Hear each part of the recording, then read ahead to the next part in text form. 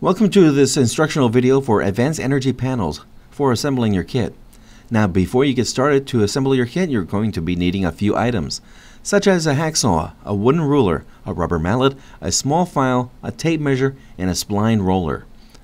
Now you have to measure your rails. Measure your rails carefully. For an example, a panel that calls for 32-inch wide panels, you'll need to cut a rail 32-inch from point to point. Please note the channels or slots should always be on the inner edge of your panel.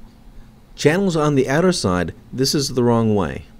As you can see, the channels are now on the inner side. This is right. Okay, for cutting you can use a chop saw with a carbon tip blade that can be adjusted to make 90 to 45 degree cuts, or you may use a hacksaw with at least 18 teeth per inch that is meant for cutting metal. Remember when you're cutting to keep the blade straight up and down as you make cuts from corner to corner. This way they can join nicely and give it a good look when they're connected. You need to file this edge smoothly before you proceed. Now it's just the inner edge and corners that matter. Now you can apply the gaskets to the corner. This air seals the corners and hides the imperfection that may occur during the cutting process. Insert all the corners and use a rubber mallet if needed to set the corners in tightly. Now is a good time to dry fit your panel in the intended windows. If any size adjustment is needed to be made, this is a good time to do so. Now this is not required for every window, but cut a mutton to desired size, press onto the tape, trim evenly around, and don't forget to do both sides. Now it's time to skin your panel. Stretch one layer of film over the frame, leaving a few inches on either edge to work with. Save the rest for the other side. Remember, each kit should have enough film to do at least 3 sides. This allows leeway for making errors. Start on one side and then the opposite side seems to work the best.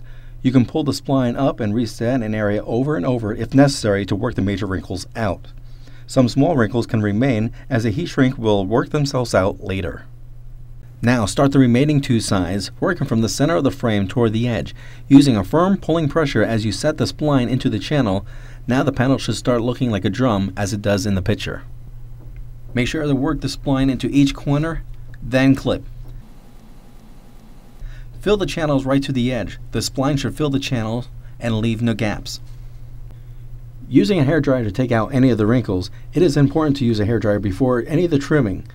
Use a razor blade very carefully if you like to trim the film back closer to the spline. Note that the frame will scratch very easily with a razor blade, so work very carefully if appearance is important. Now you can turn your panel over and apply the film and spline to the other side of your panel. Now place the pull tab on the recessed mount panel.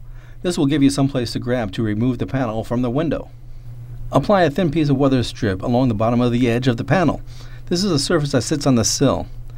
Now apply a wider weather strip on the back side.